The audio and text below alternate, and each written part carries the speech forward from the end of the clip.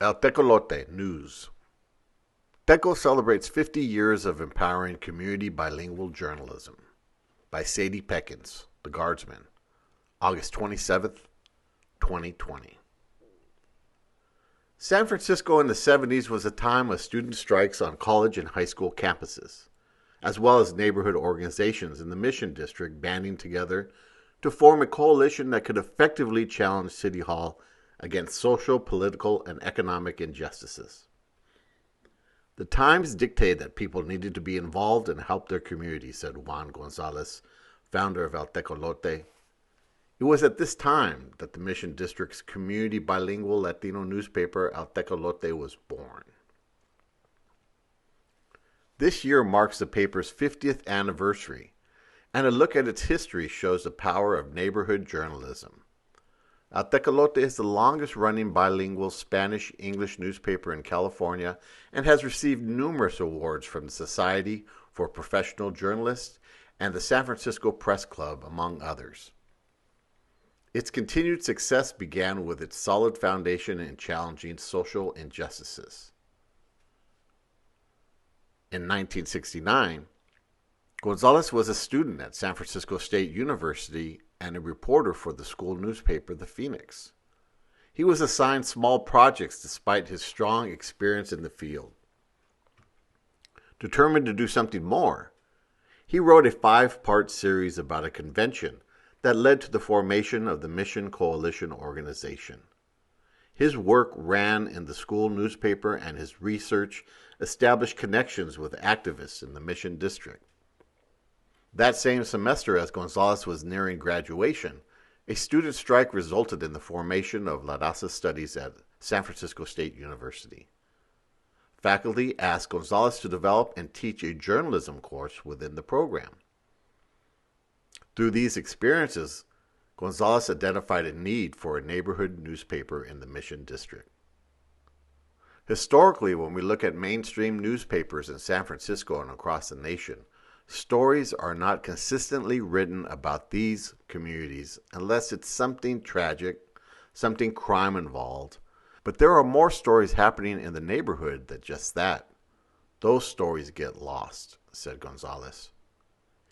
He proposed the idea to his students and to a few people who had worked with La Nueva Misión, which had recently folded. Those who were interested met weekly to plan. Eva Martinez, a former board member of El Tecolote's umbrella nonprofit organization Acción Latina, recalls the group developing core principles. First, it had to be bilingual to meet everyone's need. Second, it would not accept revenue from any corporation that harmed the community. And third, opportunity would be open to anyone who wanted to learn journalism. Our greatest legacy is that we have been able to hold on to those principles, said Martinez. Gonzalez recalls hours of discussion as the team tried to find a name that would be welcoming. They rejected militant names that would not be well received by some people. As they brainstormed, names of animals started to come up, and when El Tecolote, the Nahuatl word for owl, was floated, people said, yes, El Tecolote, I like that. The protector of the community, recalled Gonzalez. I think the name helped ease us into the community. On August 24th, 1970, the first edition of El Tecolote was distributed. It featured a letter from El Tecolote with an opening declaration that read, "My name may sound strange and funny to some of you. It may also look peculiar. Even my mere presence, surprisingly enough, may threaten some of you as well. But I exist because you exist, and because others have forgotten us." Initial production costs were raised through a talent show, a fundraiser that earned $350 in profit. That allowed us to print 4 issues, recalled Gonzalez. In the early days, the paper was nomadic.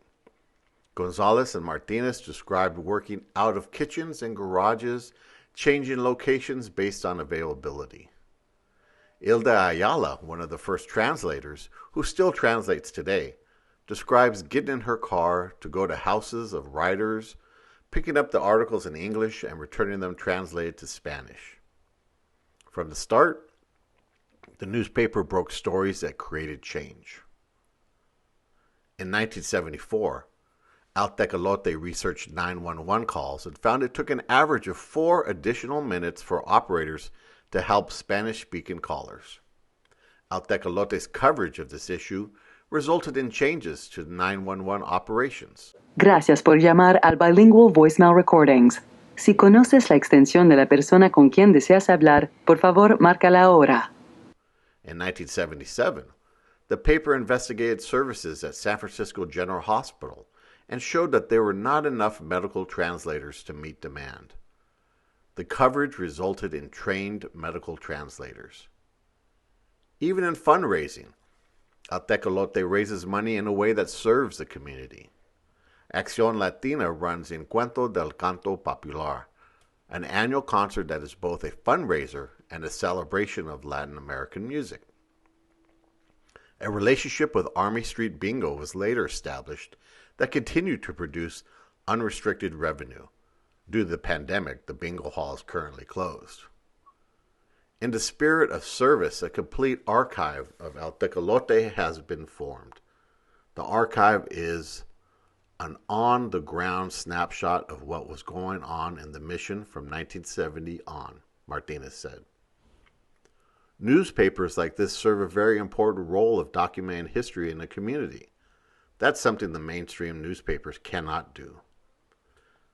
Alexis Terrazas, current editor-in-chief of El TECOLOTE, echoes the role of the paper as an important record. If you look at the things we cover and some of the things that the more mainstream papers cover, it's very different, he said. It's important for that work to be documented. Neighborhood newspapers do serve communities in ways that other publications cannot, but despite their important role, they often fold. But how has El TECOLOTE stayed strong for half a century? It's basically community power, Terrazas said, likening it to a complex machine that runs efficiently if everyone does their part. Ayala also attributes the longevity of the newspaper to the community. I hate to give you a cliche, but there is a lot of love involved here, Ayala said. I love TECO. I love the people who work for TECO. I love the stories that TECO follows. When my mother came to the United States, she started translating. My daughter and son also work for TECO. And now I have a granddaughter who also works for TECO. This is the kind of commitment that people who work for El TECO feel. This is our family. We have an obligation to give back to our community. Gonzalez adds that the paper is successful because talented people dedicated their time and abilities to the newspaper while getting their start in the industry.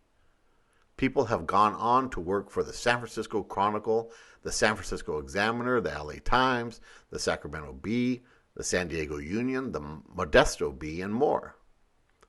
Martinez also notes that poet Juan Felipe Herrera also contributed to the literary supplement in El TECOLOTE. Herrera would later be appointed by President Barack Obama as the United States Poet Laureate, serving in the position from 2015 to 2017. Gonzalez continues to be, in his words, the ambassador of El TECOLOTE, and in Ayala's words, the heart of the newspaper. He is admired by many for his ability to inspire people to work hard for the best of reasons. Gonzalez, in turn, is so appreciative to the army of volunteers who have contributed. There must have been 400 to 500 volunteers over the years. Without that, we would not be having this conversation today about achieving a milestone in community journalism. I'm so proud to be part of that and so grateful. And as Martinez points out, there's still a deep need for a local, on-the-ground newspaper that covers issues that are important not only to Latinos, but to the progressive people, to people who care about these issues.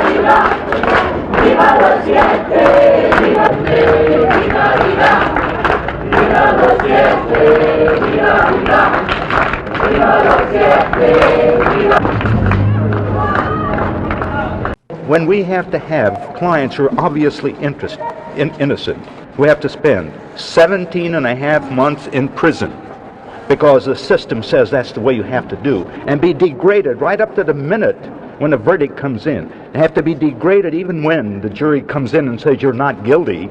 The judge still says you've got to go back in a holding cell and treat them like a bunch of caged animals. When we have that kind of a system, then the law, I say, is irrelevant to the people who are involved in this. I feel very strongly about this, and I'm saying this, that the law today is completely irrelevant to the needs of at least 60 million Americans. El Tecolote, Cultural District to honor 50th anniversary of Los Siete. Story by Hector Aguilar, March 28, 2019. While obscured by history today, the trial of Los Siete de la Raza in 1969 galvanized the mission community and ignited a movement. To mark the 50th anniversary of the historic trial and its legacy, this spring will see a series of coordinated events throughout the city under the banner, Remember Los Siete.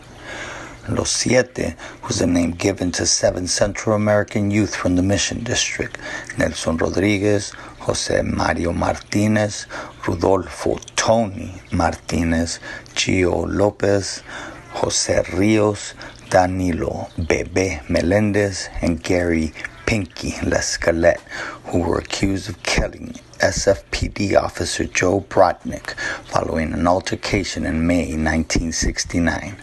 Lopez, however, managed to flee the country, resulting in only 6 of the 7 being put on trial. The community rallied around the youth, forming an organization that shared the name Los Siete.